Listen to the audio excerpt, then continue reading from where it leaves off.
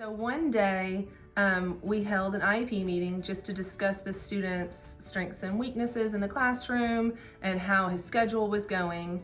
And it came to my attention that he was doing much better in the general education setting than he was doing in the special education setting.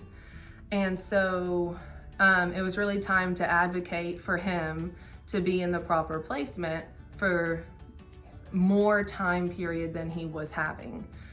He only had small chunks of his day in the general education setting, and he was really like thriving in the gen ed classroom. And so we decided to have a trial period in the meeting, and him to try almost his entire day, you know, in the general education classroom for a time period, and then come back and discuss how everything was going.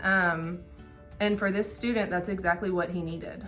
You know, he needed that chance to show how much he could succeed, and to show that that's where he really needed to be the whole time, and that he was actually being held back where he was, and he wasn't able to show all that he knew.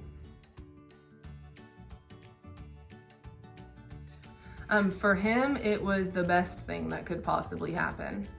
And I continue to think of him and check on him, you know, currently, just to see if it is still working so well from him or for him in his classroom now. And that is what I continue to hear, is that, you know, he's doing well. He's mimicking a lot of peers' behavior because he needs that peer-to-peer interaction at his own age, at his own grade level, just to see the regular classroom, and just to see peers, like his peers, and how they interact socially, how they interact academically, and to have all of those same opportunities. Absolutely, yeah, absolutely.